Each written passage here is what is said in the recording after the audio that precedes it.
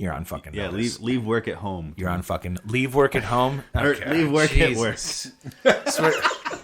Congratulations, Dan. You've made another intro. No more triples. Yeah.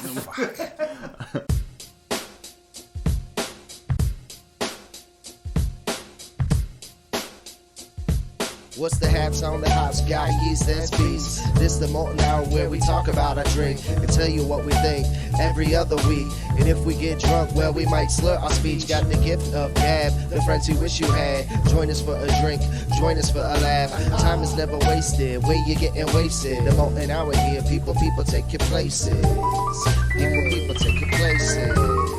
People take your home. Welcome to the Malting Hour. I am one of your hosts, Tony Golick, joined always with Brandon Winninger. And back like something that hasn't been around. Dan. Welcome back, Dan. Welcome back, Dan. Thank Sorry, you. I thought I was going to have something like back like a something attack, but the only thing that can pop into my head was a heart attack.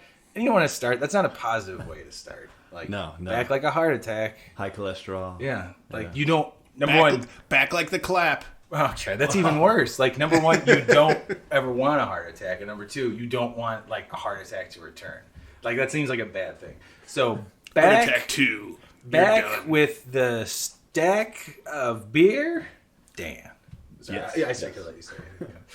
How you guys doing? Good, man. How are you? Good.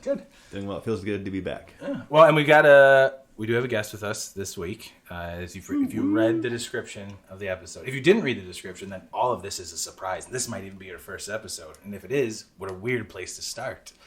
We're joined with Joe Steigerwald. Joe. What is it that you do, and why are you here? Hey guys, I'm the marketing guy for DryHop Brewers, Corridor Brewery and Provisions, and Crushed by Giants, all in Chicago. 2 of them are in Lakeview. 1 is in River North, Streeterville. And the reason I'm here is, Tony and I went to school together when we were little guys. I like that you went straight on that because that's where I was going to go with it. I'm just going to let you host the rest of the show. Thank you. Why are you here? Band-Aid, rip it off. Rip it right off. Aside from the beer thing, why are you here? Awesome segue, Joe. We I start. When did you start going to Our Lady of Victory, R.I.P.? Yeah, bye Our Lady Victory. It's still standing. It's just Still there, I think it's just not open. Empty. Yeah. I started in first grade. First grade. So I started there second grade, and then we both finished there Yeah, all the way through. And then we hung out a little bit in high school, a little bit. and then that was it. We said no more, no more Tony and Joe. Both of us were like, I've had enough of that guy. And then maybe I think we hung out one more time when I lived in Palatine for a short amount of time. Yeah. And then since then we were like, no thanks. Don't think want to so. see each other. I'm sensing a theme that your friends that you used to hang out with decide not to hang out with you for a while. But then they come back. The same thing happened with Brandon. Yeah, pretty it's much. the same story. It's just that was high school. Joe was grade school. And Joe, you being in the industry that you are, obviously, we've crossed paths. Mm-hmm. And again, and I'm excited. And you're actually, not to give away where Brandon lives, but in your old neighborhood.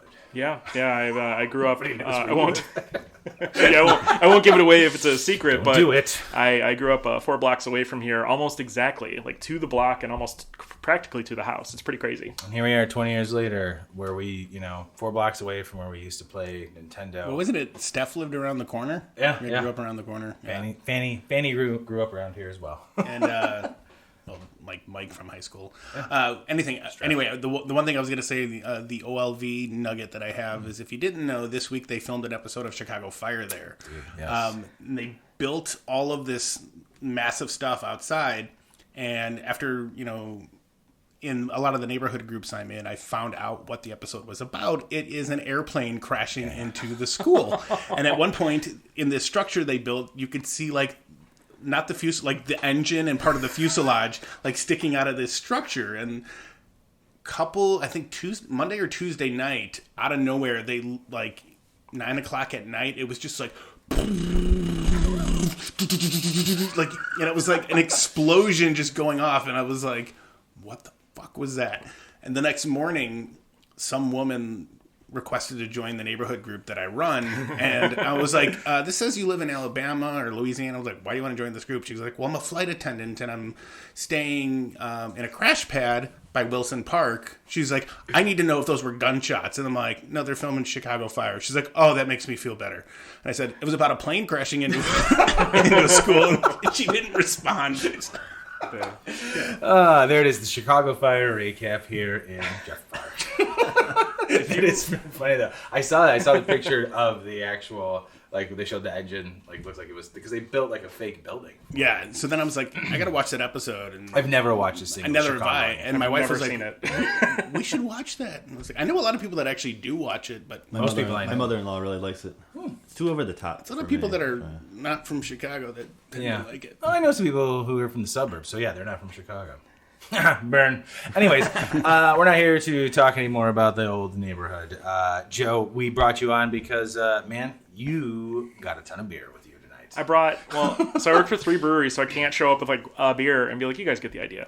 Like that's I poured a bunch of beers into one can. yeah. Figure out which ones are in here. I brought mystery beer. mega beer today. Yeah. It's just a bunch of beers in one. No, so I brought a bunch of stuff and figured we'd all taste it together, go through a little bit of the story. So for each brewery, I brought our flagship beer, and then I also brought a beer recommended by the brewer at the brewery. So something that we have on all the time, and then something in most cases brand new.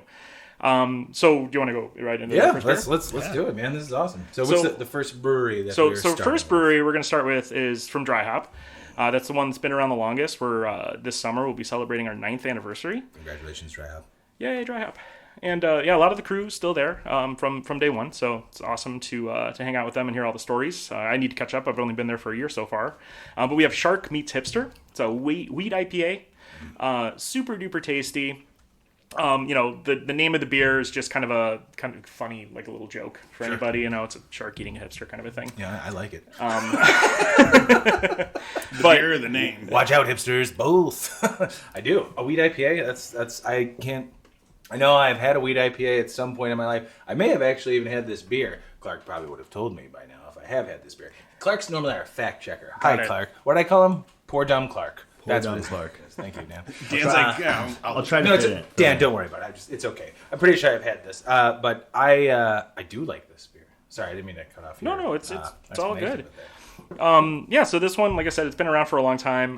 They've been brewing it for about 9 years now. As far as this most recent batch and how it was made, I have no idea.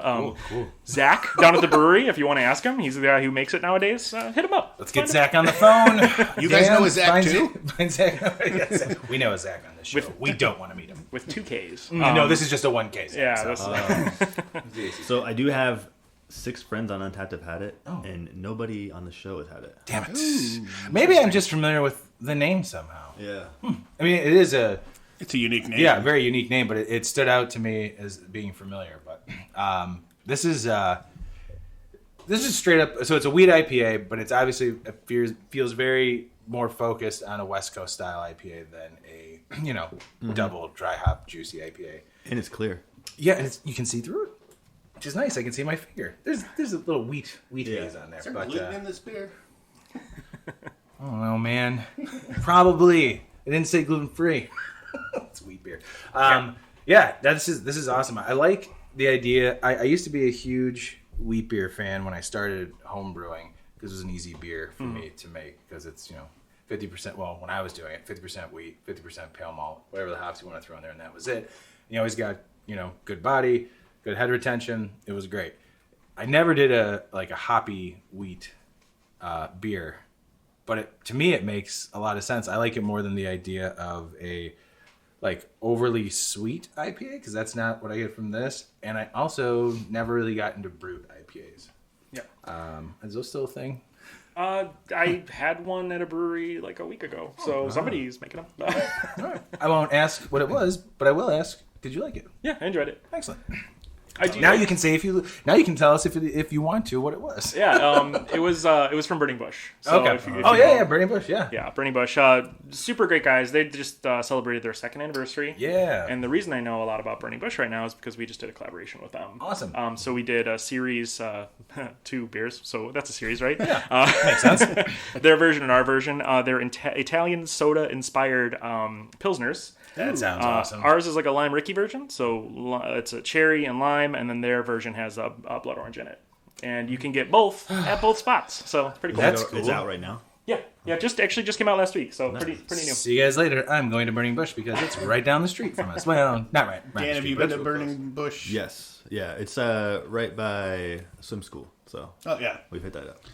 We've talked about that. When we were looking at daycares for my kid, there's a daycare literally right next door, and we actually had him enrolled there. And then we got a spot that was closer to my parents' house, and I was like, we went with that one. I was like, That would have been dangerous. well, yeah, I mean, what, are you going to go to the brewery before or after I pick my kid up? After. After.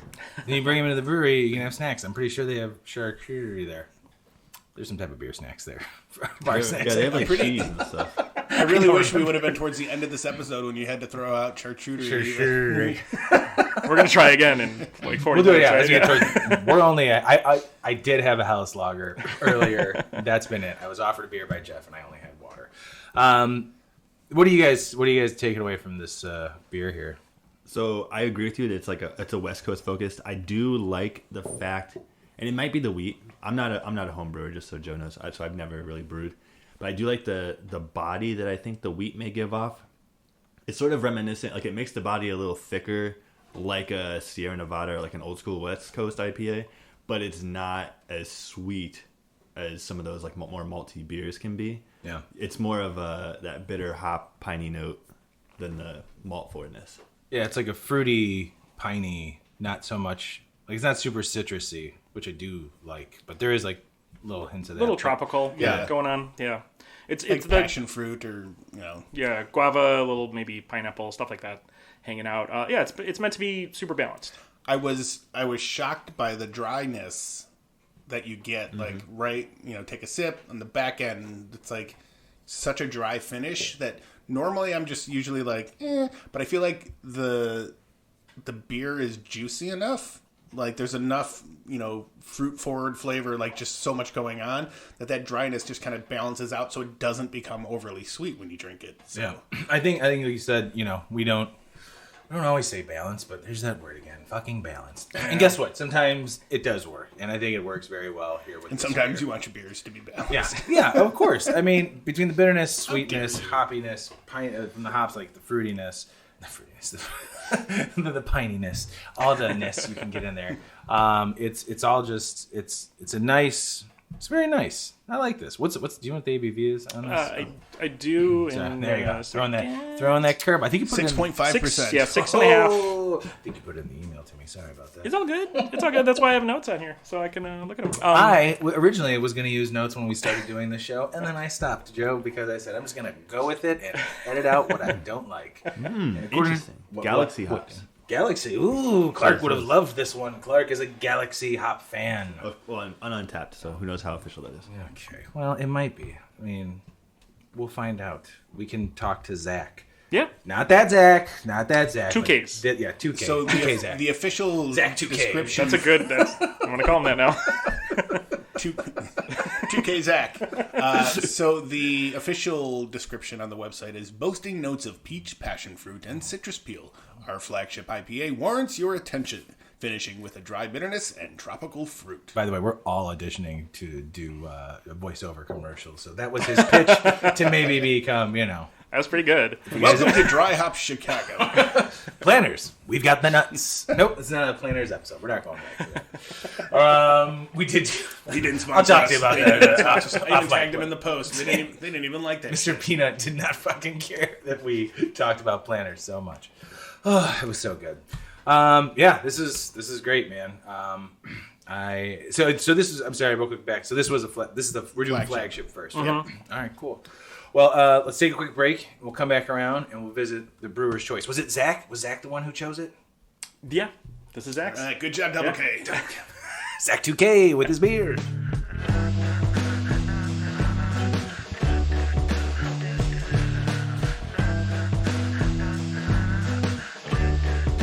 Joe, what are we drinking next? Next up, we have Zach's pick. So we have excessively celebrating. It's a triple.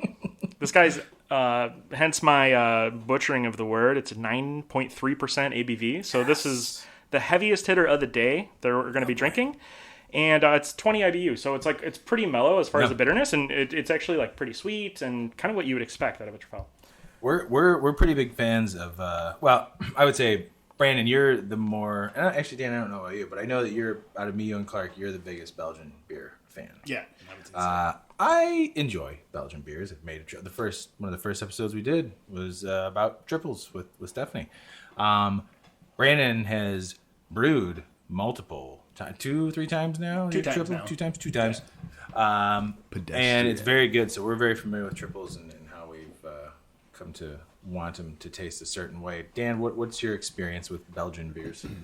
So I like Belgian beers a lot. I tend to lean more towards like the Belgian Saisons, but I like triples. It's something I can't do a lot of because they're so strong and they're a little sweet, which is just my personal preference. Sure. Makes sense. Yeah, I mean, me personally, like when I get one of these guys, we have fairly generous pours here today. Absolutely. Thanks, Brandon. So yeah, bartenders are generous here in this joint. But you know what? When I order them, personally, like I generally get like tasters and things like that. But there's people who absolutely love them; they're their favorite beers, and you know they'll take them down, no problem. I get it. I feel like my wife would enjoy Belgian beers. She like when she does drink beer, it is mainly sours. Actually, it's just sours and ciders, so she doesn't really drink beer that much at all anymore. Although I will say, we went to a concert last week and she did enjoy a Stella Artois out of a nice big can. Thank you, Chicago Theater. Nice. Little plug. We should do an episode, Sours and Ciders, and have our wives on. I said we should do a Mother's Day with them. Just saying.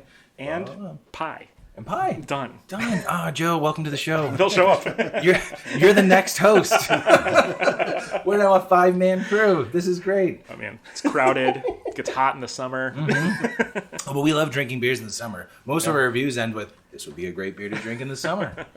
Like this Belgian Tripel. We've decided that pretty much every beer we have, I could drink it in the summer. Yeah. I could.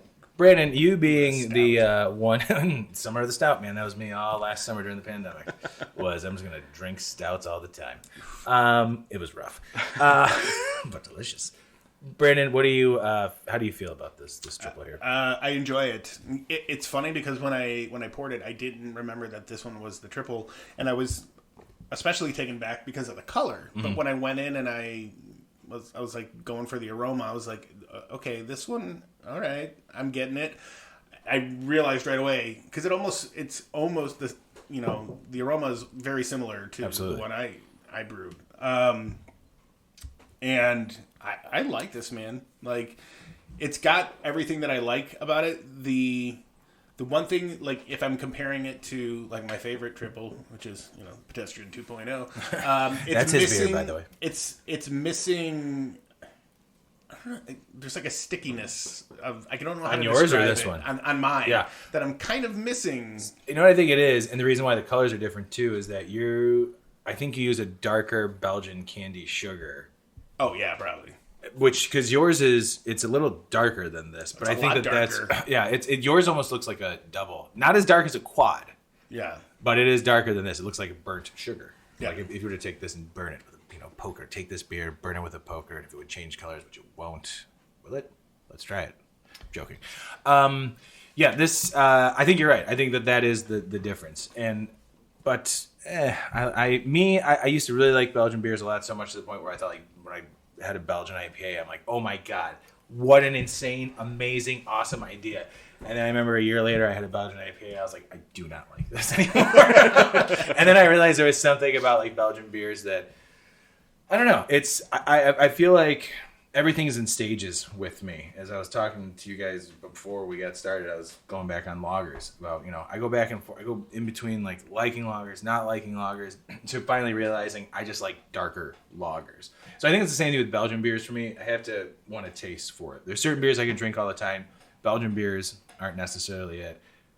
But For triples, this is solid. Yeah, you say guys say it's 9.3%. It's 9.3. I'm gonna have a couple more sips only. There's not a ton of hint of that in the flavor at all. Yeah. It's pretty clean. A lot of fruit. Yeah, Banana runt is what I get. A little bit. dude. Right on the nose, it's like straight up banana. Yeah, and that's so the pedestrian that we called it pedestrian, and the reason we called it pedestrian. What was the beer that you were drinking? La Fin du Monde. Yeah, so Tony was at a party with a friend, and they were drinking La Fin du Monde, and somebody just commented that beer is so pedestrian. Because it was only 9%. He's like, sorry, I've been drinking a lot of barrel-aged beers recently. And I'm like, you're the reason why people fucking hate people who drink craft beer.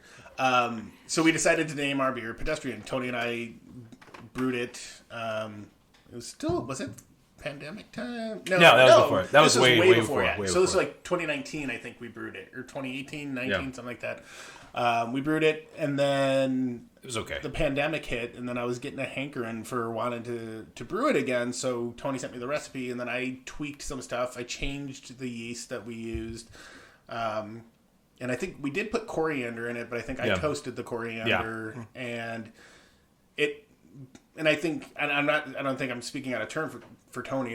It nailed everything that we kind of wanted in the original. It was better than mine. It still is better than the one. And I brewed it again this year. Ironically, I brewed it in January last year, and then this year, almost to the day, the same exact time. So I kind of kept the time frame the same. And I do. Is that the one that I? No, I'm thinking of the Oktoberfest that I warm lager. Yeah. But yeah, I mean, it turned out fantastic. But this, you put this in front of me, just looking at it, it looks like a lager almost. I'm like, okay, yeah, it's a great normal beer. But man, it's packed full of everything that I want in a Belgian triple. Which, this is awesome, man. I feel like it is. So I looked up a picture because I was the triple I've had the most of is the triple Carmelite, and it's like the same color as that. This is yeah. So I don't know. I mean, I think it's great. I think it's a good version. I said earlier I'm not big into sweet beers. I feel like the yeast is like the star of this beer, and then you get that. It comes through candy. big time. Yeah, you get the candy sugar. I'd be curious what yeast you guys use. I think I can answer that because I have better notes about the newer beers. Zach on the phone. Well, Zach 2K with the yeast. Go live. We don't do that. So apparently it is a yeast strain called BE 134, if you're familiar. Good old 134. You know. No. Yum. Are you looking it up, Tony? I am. I think it is a Saf Ale. Haha, I knew it. Yeah, Saccharomyces cerevisiae variant. I'm going to ruin that. Yeah, it's a highly characterized, particularly high attenuation. This typical yeast strain is recommended for Belgian Saison style beers. Oh, that's for you, Dan. Gives off fruity aromas with a slight spicy character, such as clove notes. Yep. So, yeah, it's a Saf Ale. Man, no, I did it. No, never mind. Sorry. I one time did a pale ale where I thought I was going to be cool and clever and try a Belgian yeast, and I used one, and it did not turn out well at all. And I fermented at high temperatures. It should have worked out. Enough about that. This is when you guys talking, one of my favorite things ever to read and look at is brewers' notes and notebooks. Mm-hmm. It's like super crazy, but if you can decipher it, it's fascinating to read. And like talking about like how long you roast things and things like that, and like don't do this ever again kind of notes. It's like the best. I love looking over that stuff. Unfortunately, my Beersmith app, when my other phone died, I didn't get to carry over a lot of the recipes. I have so many in the cloud. But I had specific recipes where I wrote shit like that. Do you pay for Beersmith or no? I do. Is there a limit if you pay? Yeah, it's different now. We'll talk about that. It's not. Whatever. I'm gonna edit that. I'm definitely gonna edit that part out because it sucks now. To be honest, like you have to there's like a yearly subscription if you want to have like unlimited cloud stuff, or it's like. I mean, I pay. I just don't know what. No, they changed it, and I don't like the way they did it. It used to be really awesome, but I just didn't utilize it correctly. Anyways, I used to have notes of things like that, were like, do not use this yeast ever again for this, or this. Turned out this was great in the beginning, or it sucked at the end, or brew day was shit and the beer turned out awesome. See if you can replicate how shitty you did. All of my notes are between like you and I. If I text him something, and it'll be like a year later, I'm like, shit, what did I do last year? And I like search my text messages, and I go back, and I'm like, oh, that's what I did. Okay. My notes say things like "weird but good. Figure this out again." Those are my. So you screwed up, but how did you screw up? Quick 'Cause question. It turned out good. We talked before or during the break. You said you used to homebrew. Do you still homebrew, or do you still are brewing at all? Yeah, or? only a couple times, to be honest. So I'm not like an all-star. And actually, I think now that I work with professional, really good brewers, I tend to not do it as much because, Sure. I work with this like A team of people who like, Hey guys, And, you do the work. I can't show up to work and be like, I homebrewed this weekend. They're like, I don't give a shit. Check it out, guys. I made this quarter. It's really good. It's super dry. Tony liked it. Pretty mediocre. You guys want to taste it? Made you a 4-pack. Everybody gets one. So no, I didn't. I don't do it as much. I do plan on doing it again once it's a little warmer. I do it in my garage, so weather has not been very helpful to that recently. But this summer I'll brew at least a batch or two. I have kids, so it's like fun to have them out there and like stir the pot and do fun stuff. Not a knock at your homebrewing, but you can tell when somebody doesn't do it a lot when they're like, "I wait till the weather's warmer." Oh yeah. Oh man, we've done it when it's real cold. Oh no, it's like a nice day. Yeah. Like Yeah. I'm like it's a nice day. I'm gonna brew. Yeah. It's like it's a nice day. I'm gonna grill. Yeah. No, I look at my phone and I'm like, it's kind of shitty today. I'll do it on Sunday instead. It's all right. I have a beer that I brewed in January that's still sitting in the fermenter. I have not kegged it. So Which one is it? Oh, that's my my Goza, my lime. sea salt. Oh yeah, I was wondering. I forgot about that. Yeah, no, it's still sitting in the fermenter. I opened it once and I haven't opened it since, and I don't know. I feel like I should. Do something. If I open it again, I have to keg it. Yeah. Lime sea salt gosa, you piqued my interest. It's very majorly. tasty. Yeah. It was. It's very. You got the idea from Beer for Tacos. Right? Yeah. Off Colors Beer for Tacos one. And it's very similar in like so many ways, but it was a tasty beer when you did it last year. So I might just, to be honest, I might just see how it is. And just wait until Cinco de Mayo. Is that what you're waiting for? There we go. Yeah, that's exactly what I'm waiting for. One more month. It's only been there since January. Let's do it. Christ. Oh man. It's gonna be super clear. Yeah. Well, I hope so. Yeah, we'll see what happens. Yeah, you don't have to wait for it to clear up. You're Well, good. Yeah. I'm hoping that pellicle has not formed on top and it's completely infected. So we'll see. Well, as long as, Yeah, I'm gonna check it. I think Sunday. It's Friday when we're recording this. I'm gonna check it on Sunday. See how it is. I'll send you guys all a text message, let you know. And if it's good to go, Joe, we'll find a way to meet up and get you some of that. We'll fill up a growler for you. I cruise through her all the time, so much Awesome, appreciated. man. Cool. Well, guys, we're going to take a real... Well, I don't know. How many beers are there? There's 6 total, right? We're just going to take another quick break. We have 4 more. Shit. In the best way possible. That's a shit. We'll be right back.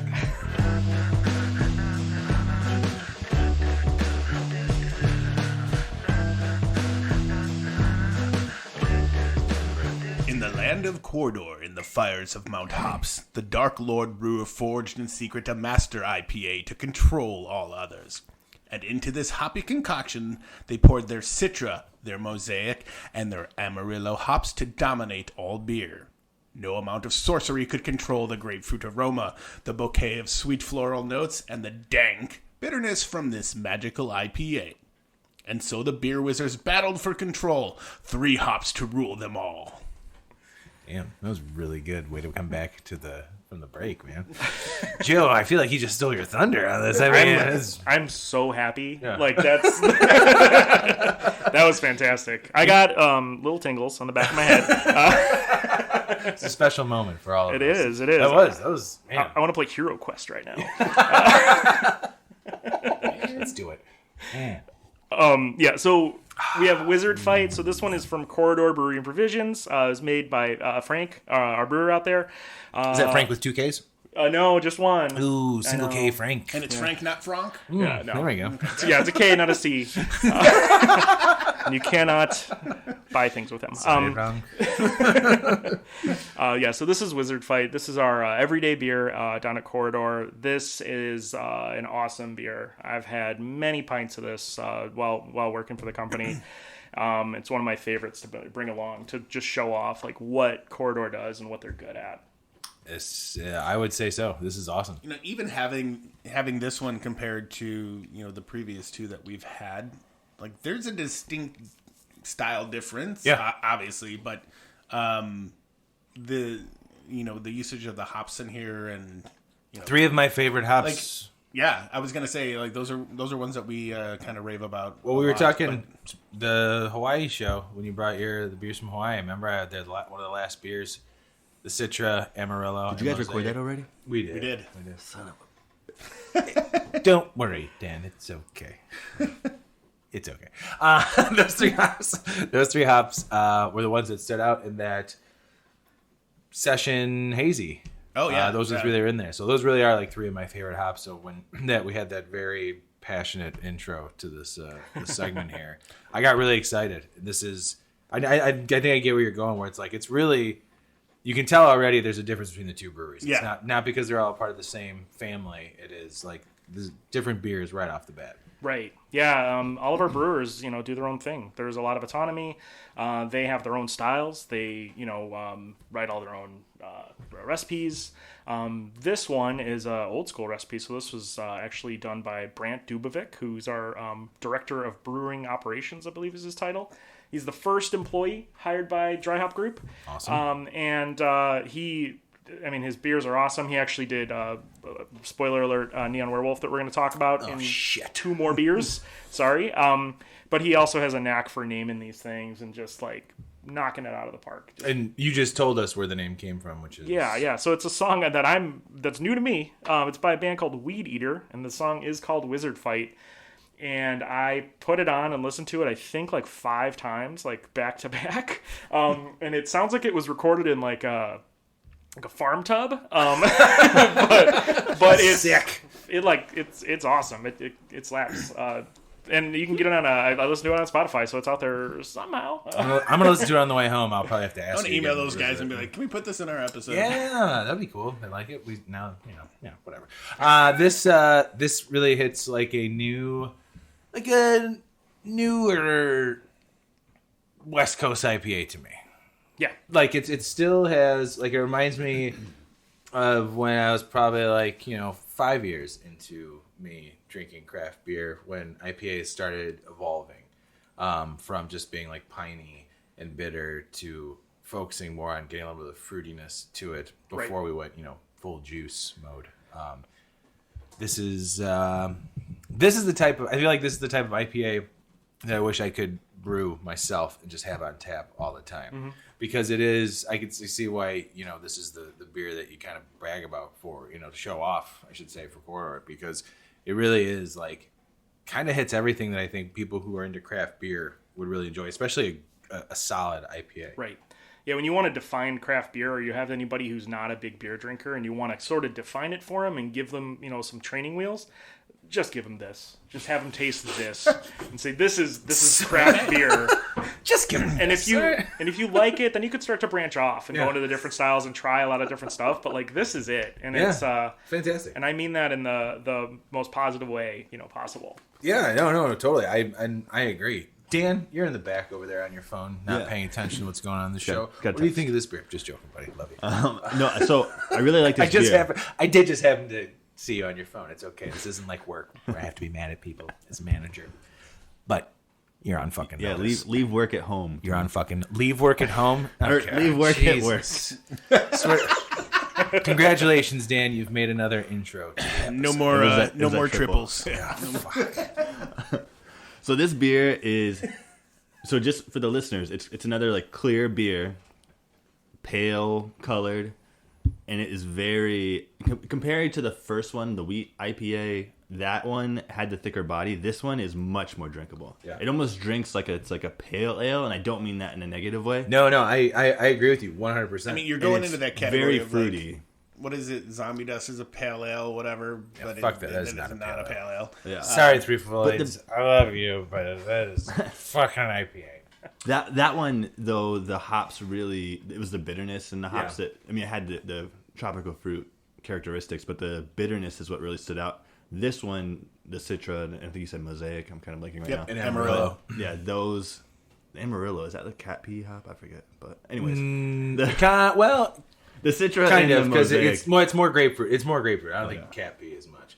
I one time, by the way, side note, I one time tried to explain a Noon Whistle beer to a friend when they still had like the peel off full like Oh, top. God, yeah. I was like, and I brought it over. It was Alex the baker, and I was like, "Here, dude, you want to try this?" He's like, "Yeah." I go, "Careful, it smells like Cappy." He's like, "Why the fuck would you say that?" I'm like, "Cause it kind of does. Like there is just like that kind of aroma, and not like in like." And it's hard to explain, but I'm knowing that anybody listening who understands what I'm saying, like there is like certain hops kind of give off a Cappy aroma in the litter box. Okay, so. Do you know what's a more friendly way to describe that? What's and that? I only know that because I used to work in wine. So cat pee is also a descriptor in wine as well. You could say boxwood. Boxwood. Boxwood. They smell like cat piss, but But it sounds way boxwood more is appealing. so much nicer. But the boxwood bush. The bush. Okay. Yeah. The boxwood. Boxwood. Boxwood. Yeah. This I just want to on the say. floor and we're like, why the fuck does it smell like boxwood down here? Well, now Smells like bushes. well, yeah.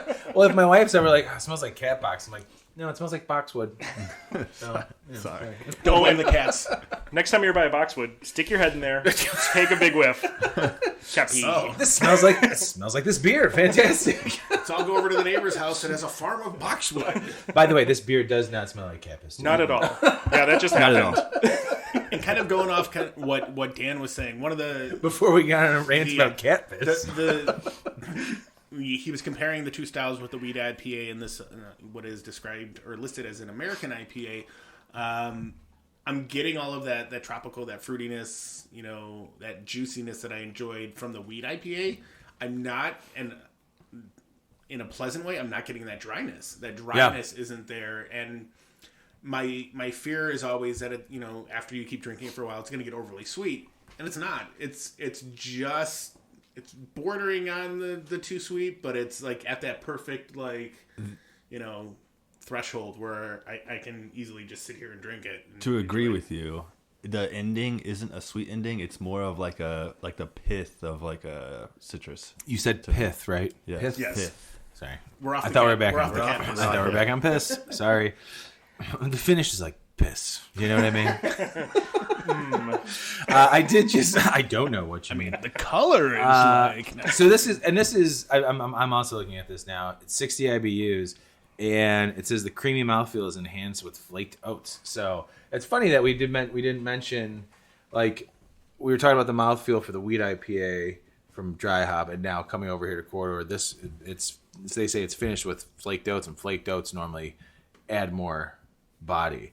But oats I don't think necessarily are sweetness. I think you can get from wheat. I could be wrong about that. I'm going off of my dumb 10 year of home brewing, half-assed, not really knowing what I'm talking about, but kind of knowing what I'm talking about. Tony, you'll appreciate this. I appreciate a lot of I things you tell me. don't know. I mean, I have to assume it came from the brewery, and maybe the hop bill changed at one time. Homebrewers Association has Corridor Brewery Wizard Flight American IPA on the recipe list. That's fantastic. But so this says Warrior hops, Chinook, Citra, El Dorado. What? Yeah, those are all the ones. Okay. Yeah, the we'll Warrior- have to Warrior talk. and Chinook would make it more bitter. Yeah. Yeah. I know a guy I could check. It's probably with evolved. that I mean, it There's has one like, person who can confirm that. It's our guest. Well, so I would be curious because for all purposes, this could have been correct at one time, and Right. They Sure. adjusted it. I think it's not a secret that beer recipes evolve over time. Of course. Yeah. And so Taste taste change. change. Yeah, and exactly. the brewers want to make adjustments to taste, and sometimes to their own taste, sometimes. Well, and that hop style? that hop profile right there, it is a bit more bitter, but it sounds really good. I bet you. I mean, a Warrior right in there, right? Was it Warrior in the beginning? You said. Yeah. I mean, that's just boom. That's just straight bittering. And I'm Yeah. sure that's like right at the beginning. 16% alpha acid. I'll punch you in the mouth. Yeah. So, and it's 2-row Bonelander Munich malt, Carapils, and then just a measly 4 ounces of flaked oat. All right. So yeah. So I'm sure like you're saying, over time it's been adjusted and changed everything. But it'd be nice to try that Because this Maybe one brew is, that up. says 6.5% too. So, and the IBUs are a little bit higher. Oh no, IBUs actually are lower compared. This says 60. We're at 65 currently. Yeah, the website says 65. All right. Wow. I'd be curious. So if this is like a correct recipe from Before? years gone past, The day. back I'd in the be curious to try and brew it and Yeah. see. Try side by side. Yeah. We'll have to go back to Corridor. Joe, we'll meet you there. We'll fill up another one. Yeah. What's the place that is a pizza? All of them. Oh, shit. Wait, does Crushed by Giants have pizza now Sure too? do, man. Yeah. I have to say though that the star of Corridor is the cauliflower wings. Cauliflower and curds. Curds? Yeah, man. Oh, used to have without wings back So then. no, it's buffalo sauce on them. But Okay, it's maybe I it's cheese curds, cauliflower. They're breaded and fried and tossed in buffalo. That's right. So that's right, the that's right. next time we get together, we'll just do a show of each place. We'll, like we did Crushed by Giants. We'll go. Yeah. Corridor's got the cauliflower curds. Yeah, we have them at Crush too. We already did Crushed. We'll go to Corridor with you. We're going to meet up again at Corridor because we can try their other beers. With that being said, we got to move on to something else. But first, we got to take the real break. So many breaks in this fucking show.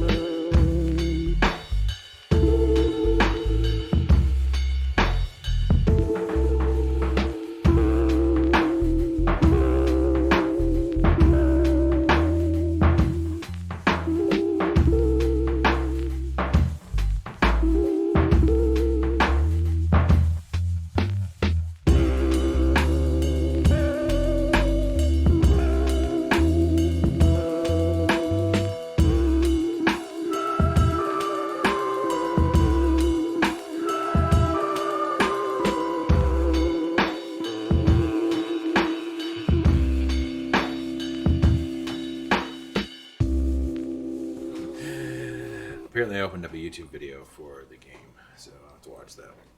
It is the Weather Underground. I remember that from my days of.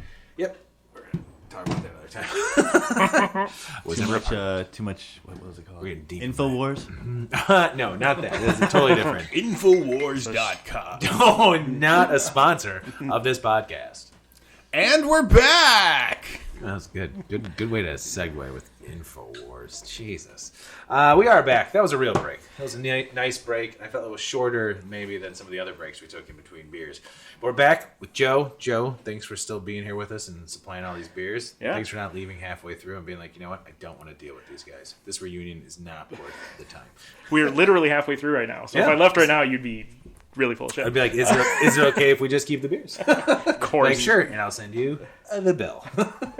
I'm really excited about this one. I don't even remember if I already talked about it on Myke, but I am super excited because I have come to the realization that I do like lagers, everybody, but they have to be dark lagers, like a Vienna lager or some type of dark Bock, something of that sort. And Joe, what are we drinking? We have Henchbock. So this is our next brewer's choice. So this is a new beer. We've it just actually went on, I believe, this week. So We're getting exclusives on this, man. brand spanking new beer. It's a dope beer. It's like super duper tasty. It doesn't. Some of these sometimes have a little bit of smokiness to them. This guy does not. It's nice and clean. Yeah, it was A little sweet, which it should be. It's a German. It's very like European tasting. Just a total killer beer. Real easy to drink. And it's a little bit up there with the booze. It's 6.8% ABV. It's a big guy, but IBU is low. It's about 22. nice. And yeah, it's just a killer beer. And actually, if you hit up our Instagram account, Frank and I made a completely ridiculous video about this beer. So check it out. We will put that link. Can you Oh, ESPN, Brandon, what do they got to say? Oh man, I thought my thing was on. I need to know what the breaking news is from ESPN, though. Is it about the Masters? Is the Masters still going on? Yeah. It is. Cubs. The Bulls lost. Shocker. Oh, sorry. Spoiler alert. Spoiler alert, when you listen to this, whenever this is released, the Bulls lost tonight. Let's hope it's not the same time. I totally forgot where I was going. Likely. We'll link. Can you do Instagram links, right? You're an Instagram. Yeah, you can link right to a piece of content. You guys show me how to do that. Brandon, you know how to do it. I don't know how to do it. Somebody show me how to do it when I post this episode. I love this beer. Yeah, if you like sweeter, maltier beers, this bang on. That's kind of what I think I'm enjoying about Box and dark lagers is that they're that malty sweetness. Ooh, Dan, your hat went backwards. You seem like you're real relaxed. He's taking it seriously. Right now. Shit, man. Well, now we have the second half of the episode. We went into a Bock and Dan's like, hat's backwards. Player. He didn't say player. Words in his mouth. I think it's what I like about it. I was talking about this with one of the managers at my day job. That what I like about beers like this is the sweetness. And like when I have a beer like this, it's like kind of sweet up front. And I don't mean like cloyingly sweet. It's just a nice like malty sweetness. And then it dissipates and there's a bitterness in the back and the side of my tongue. And then it's almost like a refreshing end to it. So I don't know. I don't get that from. It's a specific flavor profile that my tongue seems to really enjoy. And that's kind of what I'm liking about it. I'm on board with you. Yeah. And I've been spending this episode shitting on sweet beers. But I love like this sweet in a sweet beer. Yeah, this is a different kind of sweet. Yeah. When I shit on sweet beers, I'm talking about like pastry stouts or IPAs when they're sweet. I'm sorry, didn't you bring a pastry stout for later? I did. But per our request, beer, I know. No, I skipped it. I'm bringing it's a Saison. The sweetness in this is up front, and like you said, it drops off, and I get like a roasty sort of like nuttiness that you get off of like a brown ale or something. I was gonna say just like a brown ale. I think maybe that's why I'm leaning more towards this style of lager, because I do love brown ales. I think brown ales, as I've said before, brown ales and amber ales, those are underrated styles that I really do enjoy drinking. I love these when they come out in the fall, but I could drink this year round for sure. Would you be able to drink it in the summer? Yeah. I mean, I feel like everything's either a summer beer or a fireside beer. Welcome to the Malting Hour. We either drink it in the summer or next to a fire. There's only 2 seasons in beer. Fire For us. and summer. Yeah. See? It's the best. This could go for both. Brandon, how you feeling about this one, man? I enjoy it very much. I was just going and I was reading the description on the website, and it kind of the flavor profiles are kind of nailed pretty accurately here. So I can go ahead and read. I would love to take you to take us back to Middle Earth. Oh, yes. Can you do it one more time? There we go. Behold, the fabled Henchbock, a brew so mythical it only leaves its fermenter habitat once a year to offer us its gift of delectable lager drinkability for springtime enlightenment. There's no springtime in beer. It's fire. So peel back the murk from thy dreary palate and bask in its aromas of toasted bread, caramel, and sweet raisin created by German malts that interweave with notes of Concord grape and mandarin orange effervescence that are culled from noble hops. Where is that glass of Bock? We all want Bock lager while we sit around. The way you ended that sentence was... To be fair, there's an ellipsis at the end. Yeah, so sit around. Yeah. Nice.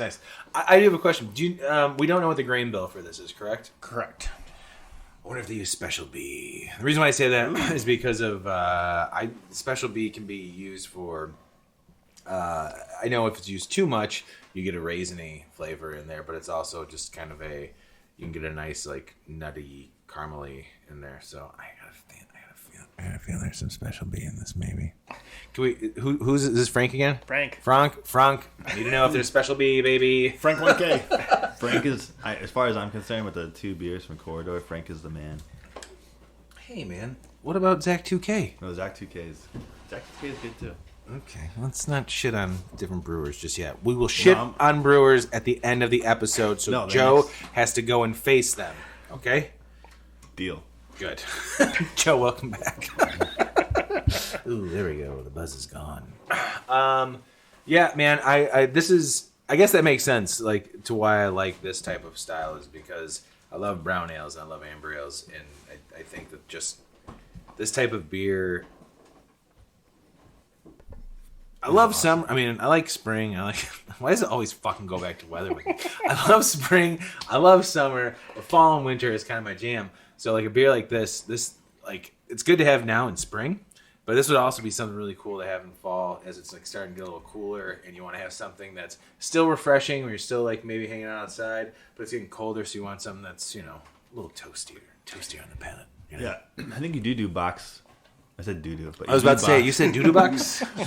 That's, you know what? Please name a beer that. I was just going to say that because I was saying that I think the next beer I want to do is a Bock. I've said IPA 100 times. Now I'm going to do a Bock. I'm going to call it the doo-doo Bock. Joe, let's get together and brew a doo-doo Bock. I'm into it. Fucking A. And that'll be something you can be proud to bring into the brewery. Be like, guys, I present to you doo-doo Bock. Brewed with the losers over at the malting hour. You're going to hate it. It's going to suck, but we love it. Tastes like shit. Doo-doo Bock. Tastes like shit. Sorry, I was gonna say, I think the Bock is to spring what like Marzen is to fall. Like it's sort of a similar profile to me, and I'm not smart enough to know the difference between the two. But one is made for the fall, the other is made for the spring. But there is no fall in beer, only fire in winter. True. Here. All right, we're getting off the rails here. I think we're going to have to move on to the next beer. Unless you got anything else you want to say about this one, Joe? No, it's a wonderful beer. Oftentimes whenever the brewers give me the beers for the first time, I get a little taste and I get to kind of weigh in, and I always try to give them like my completely honest opinion that's just like off the cuff. And I think that I said, ooh, yummy, as soon as I drank this, because I turn into a 7-year-old as soon as I drink any of the beer. Yummy. Yeah, so just like 7-year-olds who drink beer, that's what they say. Yeah. This is the best beer I've ever had in my life. Yeah, so Frank, high five on this one. It's delicious. I got one thing to say before we move on from Corridor. Do you guys still do the vinyl? Yes, so we play vinyl actually at all of our A lot of spots. times, We do, yeah. but Corridor plays vinyl almost all the time. They have quite a collection, and they play some stuff that I like have to constantly pull up my phone to listen to what it is, because they play this just cool stuff that I like.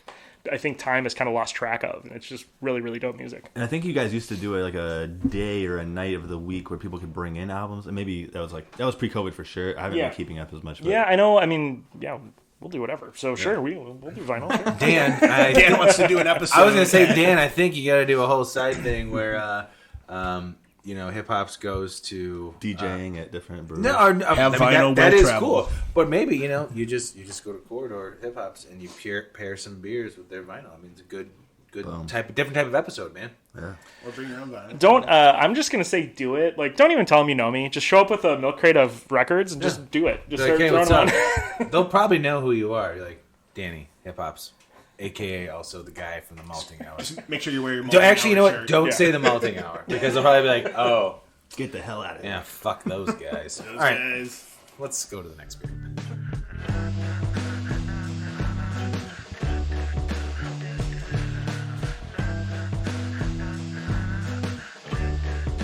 Screams break the silence.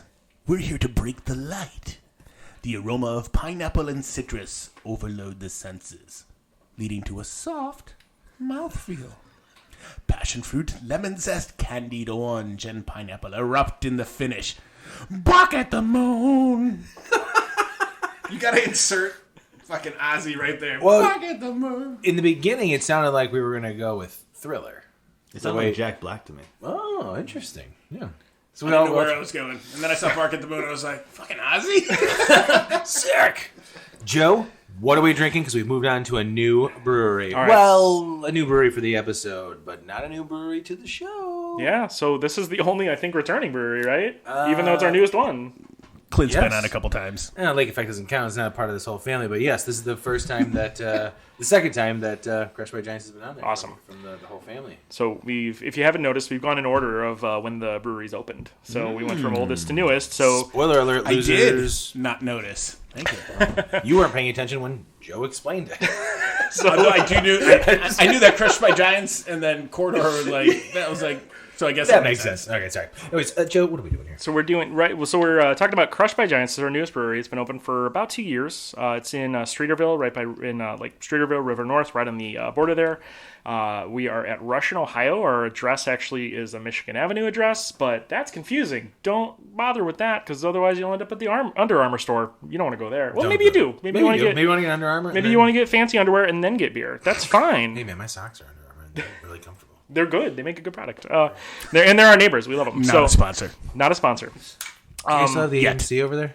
Yeah. Well, so we share the entrance with the AMC. So if you're going to come see the Batman or the Sonic the Hedgehog 2, come on in and get a beer ahead of time. Both of those. Go see them. Yeah. Get really tanked and then go fall asleep in the theater. Oh, fuck. I mean, that would be rough to go watch the Batman after drinking some beers. Got to go fast. Yeah. That. But Sonic the Hedgehog 2, that sounds fun. That does sound fun. I did enjoy the Batman. Okay, sorry. I'm done. Yeah, so we've been there for about 2 years now, and Neon Werewolf is our flagship beer. And so it's a double dry hop IPA. It's 6.8% ABV, so a little on the heavier side. 35 IBU. The name of the beer is kind of a play on the big giant monsters. So if you've been to our space, and if you haven't been to our space, fix that as soon as you can. Yes, you should. It's a really cool space. It's very nice. It's super fun. We have monsters all over the place. It's a really, really good vibe. The fermenters are right there in the dining room. You can actually walk up to the wall and smell the beer fermenting, and which is a wonderful smell to take in. It really is most of the time. It is, unless my wife can't stand any of that smell. But so if you're there with your wife, literally thought he was unless you're my wife, you're gonna love it. I for some reason when you said you can walk up, he said smell. I'm like, I was like, is he going to say smell the fermenters? Like, yeah, you can smell the metal of the fermenters. What a moron! Or the cleaning solution that we use on the outside to keep them shiny. That Tripel is starting to set in. Green Star, yummy. PBW, let's get to it. It's sunless. But yeah, the idea behind the sort of title of the beer and the name of the beer is the giant monsters, right? So our big monster, little secret there, his name is Clyde. Named him Clyde, yeah. So he's on the side of the building there. Yeah, that's we got pictures on. Go look at our Instagram. We got pictures of Clyde. We got to get Clyde on an episode. We got Clyde. He growls a lot. I am Clyde. He's here. Oh no! Is that your walk-in where it's like you got Zach Brack and you Clyde's the one? Oh fuck! You got beer. Shit! It's going off the rails real fast. 5 years in. 5 years in. One more left. Thanks for reining it back in, Joe. We appreciate it. You got it. I'm a professional. JK. So Neon Werewolf is kind of a play on that. So it's a big giant werewolf. If you see our can artwork or some of the fun stuff that we have, it's a big, bold beer. I mean, it practically glows in your hand when you look at it. And as a hazy should. It's got a big, presence on the bar. And honestly, if you're looking for a hazy beer, this checks every single box. Absolutely. And we've mentioned this before. We're lucky to be in Chicago. That the New England Hazy IPA was not born here. Goddamn if I wouldn't say that we have kind of taken that to an extreme. Yeah, absolutely. I mean, I know a lot of breweries in general make hazy IPAs, and hazy IPAs have kind of become commercial, and there's not a lot of good commercial versions of it. There's interesting variations of it. There are some that I've had out there. I'm like, for a commercial version or widely produced, mass-produced hazy IPA, it's okay, but for double dry hop hazy IPAs, when you get a smaller format, smaller breweries, this is the way to go. And this does hit everything. As you guys can see, I am a fan of hazy IPAs. I'm noticing, yeah. Yeah, you have half as much as I do. I have half as much as all of you because that's why I had to stop myself from buying hazy IPAs all the time, because it'd be like, oh cool, I spent certain 4-packs happen to be close to almost $17. I mean, a lot of hops go into making a hazy IPA. I mean, a lot of hops go into it, so a lot of money is spent making it. Not even the hops, but the grain bill itself. A lot of it has to do with flaked oats, flaked wheat, base malts, everything. But it's so fucking refreshing to me, and it's the idea of having a juicy IPA to me is really good and really tasty. So it's easy for me to drink, even though this is what's the ABV on this one again? 6.8, I believe. Yeah, 6.8. Some of them get up there to almost like 9%. And I'm there's like, I can just sip on this like it's orange juice. Yeah. No, I mean it's like hitting the mouth with a fruit truck. Mm-hmm. It's it's a whole bunch of tropical fruit. That's I'm gonna use that for all the time now. I love that. But it's also on the back end. So basically, as soon as the fruitiness goes away, you get this really, really awesome rounded bitterness on the tip of your tongue. And really, that's what you're looking at for your hazies. Yeah. And so it's just this really well-rounded beer. The mouthfeel is killer. Absolutely. It's nice and like kind of velvety. It's just a killer beer. This is one that I so working at breweries, I think everybody knows is not a secret. We take home a lot of beer because if you work in this industry and you don't like beer, I'm shocked. What you doing? I remember the first time I saw something about Dogfish had like everybody who worked out there, like they would get like cases of beer at the end of each It's allotments, yeah. Yeah, that's insane. Like especially like when the pumpkin beers were coming out, like everyone's like, "Oh, cool! Well, I've got my allotment of pumpkin." I've worked with friends who worked for larger breweries, and they're oftentimes they end up starting giving away cases because they're like, I've run out of room. Like I don't know where to so put much this. beer. That's awesome. I don't have that problem. So if anybody does work for one of those big breweries, I'll take them. Let us know. We're always hey, here at the Malting Hour, we're always looking for beer. So we've talked about hazy IPAs quite a lot, but I want to shoot it over to Dan. Dan, I don't know if have you discussed, like, do you love, hate?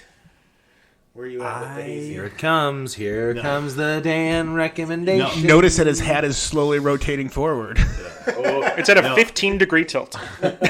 I, like everybody, when hazy IPAs came out, was chasing them, loved them. Real quick. When hazy IPAs first came out, I was like, it looks like garbage, and I'll never drink them. Well, yeah. So I remember going. This is a little sidebar, but I remember going to Ram.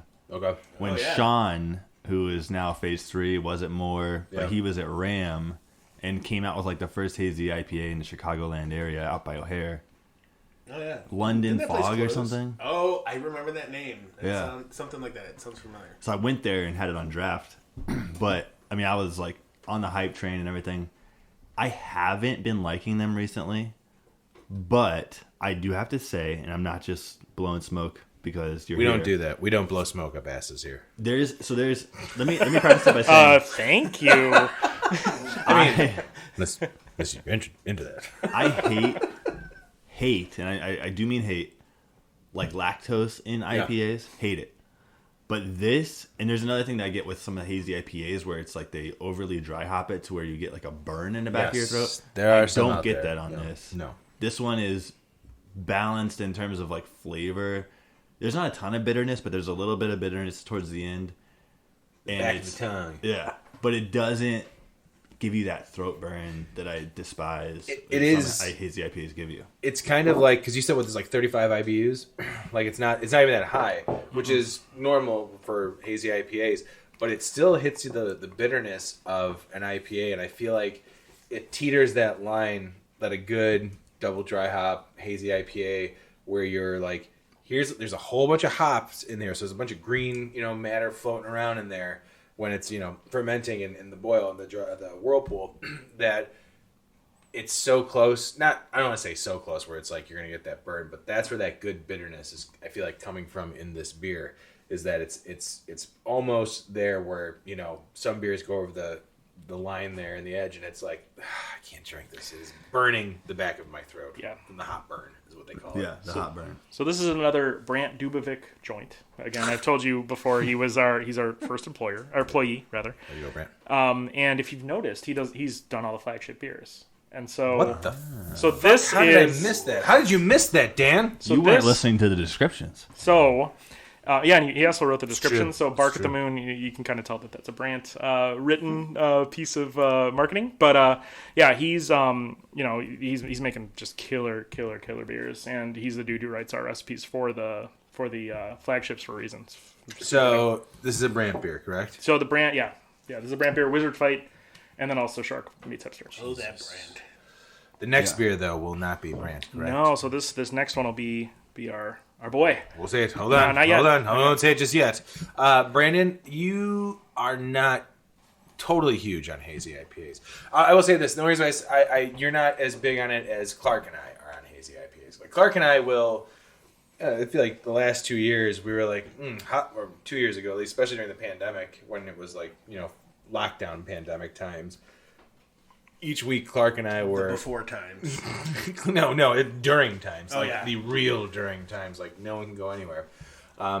Clark and I were going back and forth on which hop butcher we happened to get that week.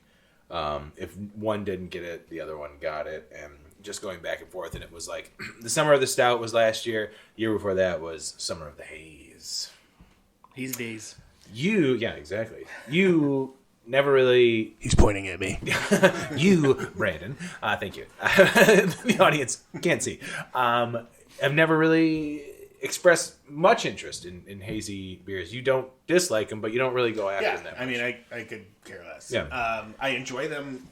Well, not all of them, but the majority that I do have, especially this one, I like. It's funny. I think I've had ones that are like East Coast hazy IPAs. I don't like those as much as I do like the local ones. What we're doing, yeah. It could be that they're probably I'm taking credit fresher. Part of the community. I'm probably getting them fresher.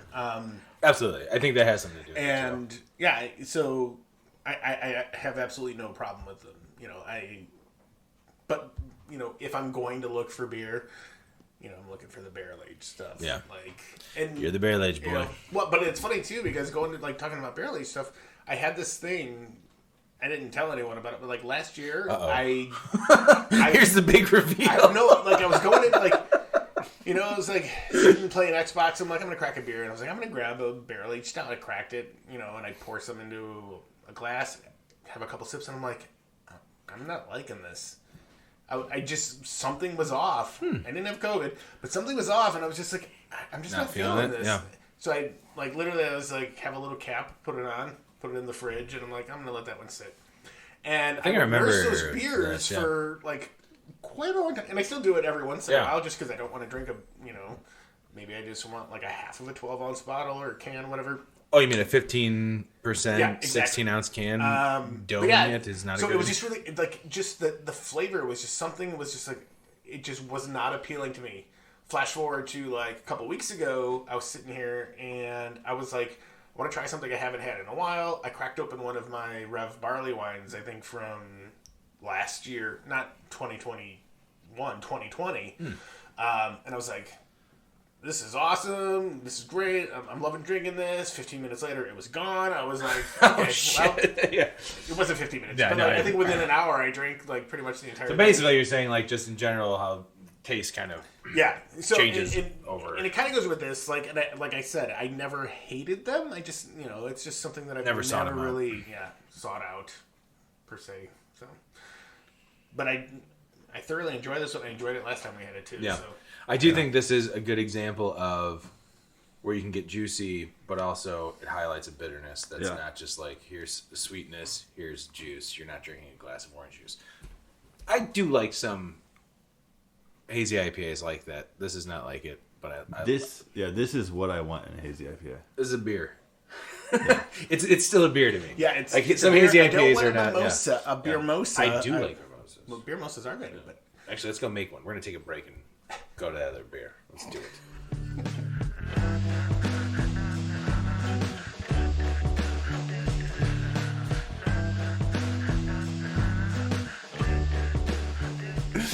Oh boy, I'm ready for this. Here we go. Intermission. Don't let a rainy spring day drizzle on your fun. That's today. Grab a pint of rainy day and drink up as you stare out the window slowly watching the flowers bloom. This Petite Saison is very floral, with hints of barnyard funk, not boxwood, fresh-cut grass, and bubblegum. Hallertau Blanc hops add a punch of lemongrass and elderflower with a lemony, dry finish. I will note that the punctuation on here and the grammar is just atrocious. Somebody did not hit a space bar, and it threw me off. Joe wrote that. So that's my fault. I run the website. No, there's like two spots. No, you know what it is? It's everywhere the word of is. Is it of? And there's no spaces. I'm gonna edit for the next word. We normally don't do. I normally don't go back to like make. Don't edit that. No. Don't edit this. Okay. This is awesome. No, Welcome to the editing hour. I was saying, no. Shut the fuck up. Yeah. All right, so any kids out there listening to this beard podcast, people fuck up sometimes. It's okay. You gotta own it, and you gotta fix it, and you gotta move on. I was ready to like fucking pull the curtain down and be like, no one's gonna see this. I tried to read ahead, and then I was like, what the hell is a lemongrass? And I was like, oh. It's a place. It's a place, dude. You've never been there? Go to the mystical world of. Go to the mystical land of lemongrass. Don't fuck up Clark's. It smells of elderflower with a lemony dry finish. All right, let's get into this beer. I do like this. Yeah, so this is by Jacob Houston. So Jacob joined us relatively recently, within the last 6 months or so, and he's a big fan of making like sours and wilds and just a lot of like super good stuff. He actually, one of his first beers when he got on board with us was this absolutely fantastic plum sour that I loved. It's unfortunately gone because everyone drank it. Fuckers. But Death by Plums from Evolution was a plum beer that I wish I would have tried, but I had no interest at the time, and I heard it was very good. Yeah, it was Professor Plum, and it was it was just a absolute. It was a great intro. Not only did I enjoy meeting Jacob because he's a wonderful guy, but also the first beer off the bat was just was totally killer. Sounds good. And this is right in line with what I was expecting. So I'll admit today is the first time I've had this one. This is a brand spanking new beer. Hey, another exclusive. Yeah. So this is a brand new one. So this is my first time trying it, but it is darn good. We're going kind of opposite tasting order here today. We're ending on a 5% beer. I like that. 30% IBU. Yeah, you're supposed to end on the high. Yeah. We just went full. I kind of like this more because I like to start off high and then work my way down to be like, oh, okay. Like I still want something to drink. Yeah. In the middle, like I still want something to drink, but I just want to kind of like I'd rather sip on something like this and go balls to the wall with the high ABV. There is like I'm getting a ton. It's super duper floral, crazy floral. Yeah, that's the first thing that I noticed. I love the aroma on this beer more than anything. Dan, what about you? You're I feel like you're our expert on this, buddy. No, Caught you on your phone again. Oh man, you were getting written up by the end Gotcha. of this episode. You can't fire him. He's our attorney. Fucking. I don't give a shit what he is. Can't fire me. I don't work in this car. It's from The Office. That's it. So I really like it. Okay, Tony, what about you? Very good. No, go ahead. No, I think that I really like it. I get the I was trying to take another sip real quick just to like see what I kind of get.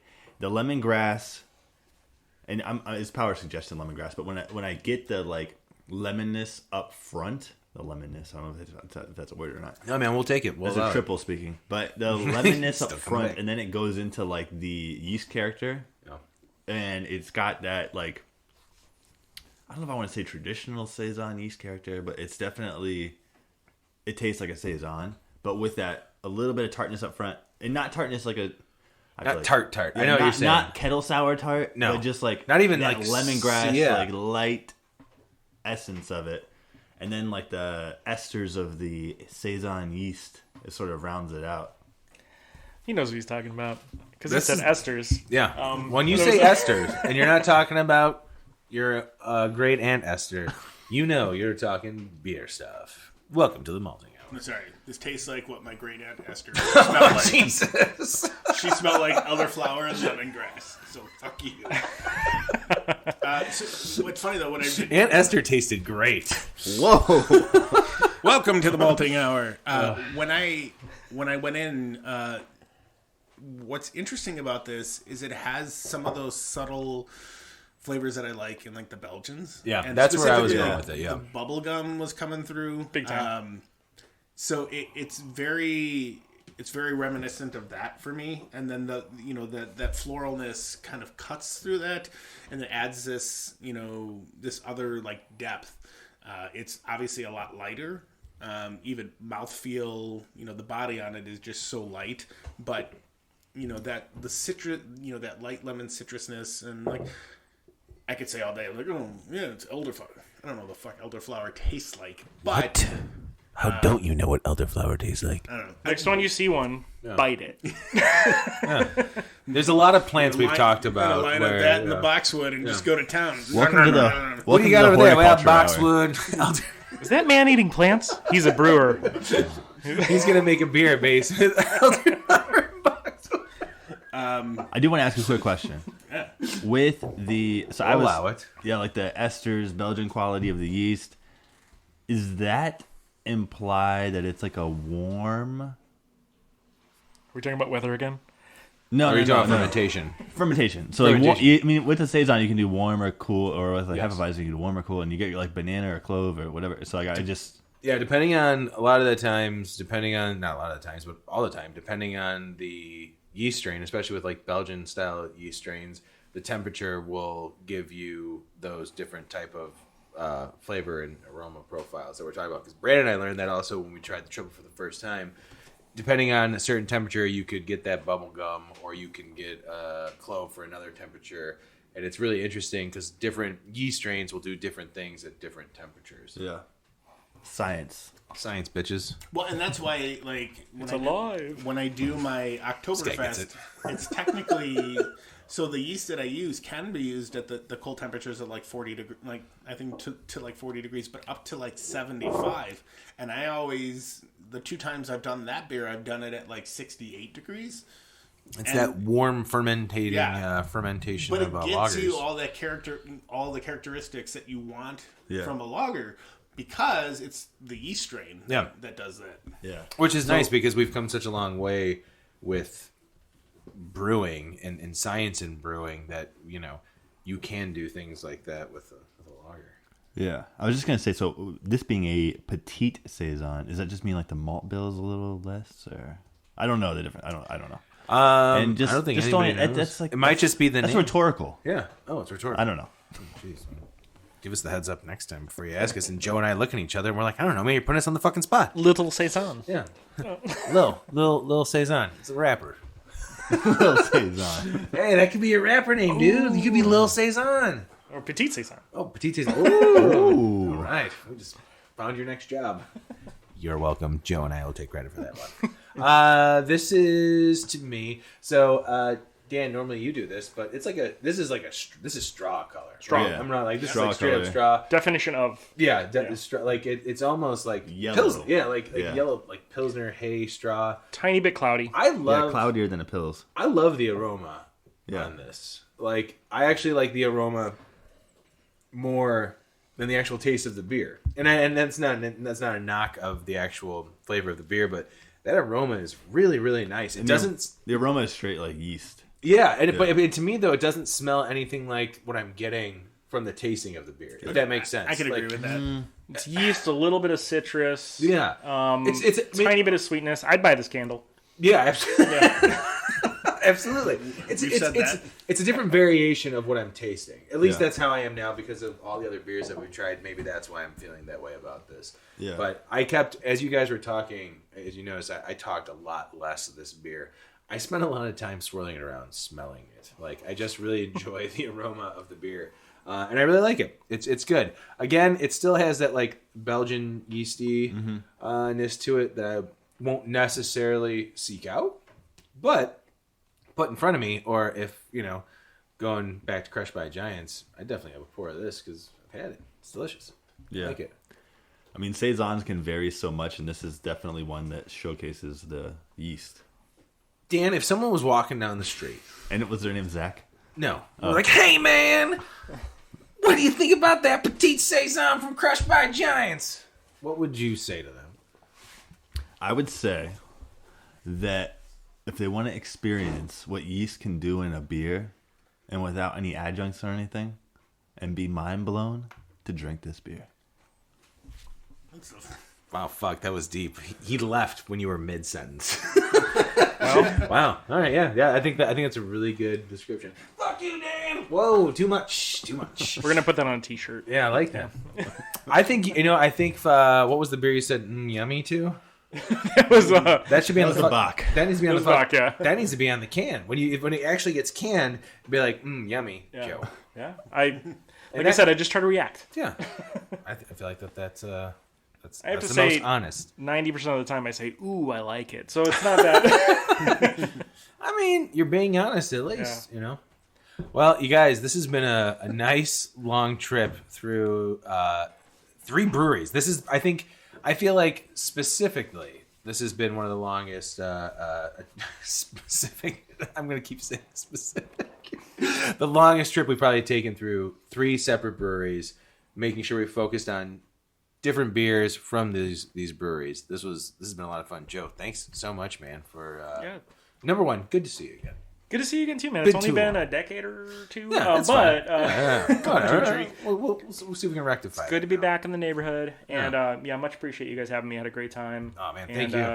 Hanging out and drinking beer, which is my reason I work in this industry. Absolutely. I mean, and that's why we do this show, because we like sitting around talking with people who like talking about beer and don't mind sitting around drinking beers with us. Brandon, you got anything else you want to throw out here, man? No, I just want to say thanks for coming. Thanks for all the beer. Yeah. There was a lot. Delicious beer. Yeah, and it's cool to hear the history, kind of like the backstory on a lot of these beers, and knowing, who the brewer was on some of these. And looking forward to stopping by and eating some food and talking about it. The chowing hour. The chow ow.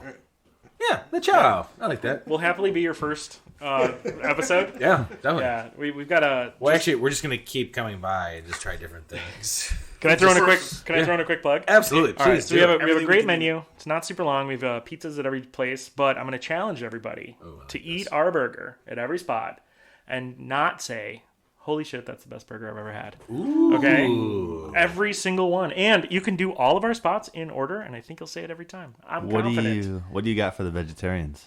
We do. So we have black bean burgers. Oh yeah. We have vegetarian Reubens. So yeah, we got you guys hooked up. You're good. You're good. Okay. You thought you were gonna get me. No. That's why I like the cauliflower. But well, shit. I was just gonna say Dan will not be wanted drinking to the end- steak bock. Fuck. I wanted to end with saying that, or on my end at least, that if you ever visit Chicago and you are going to Magnificent Mile, we haven't mentioned that yet, but Crushed by Giants is right next to Magnificent Mile. Yeah, it's the Under Armour. It's literally downtown. Under Armour is a flagship store on Michigan Ave, and if you're ever there visiting, definitely check out this place for lunch, dinner, whatever, or just stop by for a beer. And they have the full-length glass windows. Yeah, nice views. That was another thing that we didn't really. You can see Trump Tower. It's amazing. I don't think you can see that actually. Actually, you can. You can see it from my dining room. But Trust me, yeah. we You can can see it. We took pictures when we were there. No, I was gonna say that I like. So when you're on Michigan and you're looking down Ohio Street, I had to work for almost a year to get a sign put up on the side of our building, and we just did it. So hooray! Awesome. So when you look down, you'll see a big old Crushed by Giants sign. That's your indication that that's where our business is. And if you are a foodie and you find yourself at Eatly, kitty corner across the street is Crushed by Giants. There you go. You're right. Yeah. Right. Italy is awesome. And up until recently, we had the Office Experience across the street. I'm going to throw a plug anyways. I went to that. It was awesome. I did too. And we're going to, I guess the Prince Experience is coming soon. Oh, yeah, that's right. That is that's going to be the same spot? Yeah. Oh, shit. So you can go to the Prince Experience and then go to Crushed by Giants or vice versa. Right. And And they watch a didn't give movie. me any money, so you're welcome, Prince Experience. Yeah. And then go get a Nutella crepe at Eatly. Oh, there we go. Wow. It's just a nice little afternoon. Boy, Chicago just sounds fucking great. I need to start to go downtown instead of just hanging Literally, out in my house. you don't have to leave a square block radius to experience so much awesomeness. I'm just going to keep recording these podcasts. Does anybody remember when Chicago used to have the Disney? Yes. thing Oh, my downtown? God. We can't even get to that. That was so much fun. Dan Blythe and I used to go down there all the time playing Star I went to Wars that arcade once. game. Crazy. So much fun. Joe, thanks a lot, man. Appreciate it. I really do. Glad you finally got to come on. And I have a feeling we'll probably hang out with you, whether it's just you coming by and drink some beers, let's talk beer, or if we happen to visit any other breweries individually, which I think we do want to do. Yeah. So thanks, man. Is there anything else you wanted to plug? No, or you throw guys out there? are always you're always welcome. We're going to be at I think every beer fest in Chicago. Yeah. So come by. I'll probably be This pouring episode beer. will be released sometime in April, so don't worry. Cool. Yeah. Either the Monday from now or the 2 Mondays after. Yeah. So I mean, we'll be at Bug. We'll be at all the stuff downtown. We'll be all over the city pouring beer, and you'll likely see me doing it. So if you see a dude named Joe, I know in beer I say I have glasses and a beard. That doesn't really narrow me down, but he is wearing a flannel, has a beard, has glasses, and a trucker. Yeah, trucker hat. Yeah. But it's Joe. You'll fucking know it. They'll be like, it's Joe. Just say, are you Joe? And if I'm not Joe, I'm Frank or Zach or Jacob. And they're all dope too, so you're going to have a good time. Shit, yeah. Oh, man, I wish we could have just ended the episode right there. Zach That would've been 2K. Great. Zach 2K. Frank. Brandon, love you, man. Love you too, bud. Dan, welcome back, and I hope we can do more with you because you guys are about to have a baby. Yep. That sounded sad. I'm not sad. I'm excited for you. I'm sad I'm not going to see you as much. We love you, Dad. Yeah, it's very exciting. I'm But excited. we live so close. So That's true, and actually. I just the need to come weather by is and see warming you. up, and even if we're not recording, we'll have You know people over. And we're not afraid to Zoom. Yeah, If we and can. also we can come by and just, have a beer with you guys. yeah. And your baby. Yeah. Well, Hey, baby, have a beer. baby beers. Ooh. So we got the doo-doo Bock and baby beer, right? We did that? Okay, cool. Bye. This has been The Malting Hour. Be sure to follow us on all social media by searching The Malting Hour and at themaltinghour.com. You can also follow us individually on social media. Brandon can be found on Instagram as BMDub81, on Twitter, BDub81, and on Untapped as BDubDrinksBeer. Tony can be found on Instagram and Untapped under Ace of Help Chicago, on Twitter, The Ace of Help Chicago. Clark can be found as Clarkowski on all three. Dan can be found on Instagram as hip__hops and hip hops on YouTube.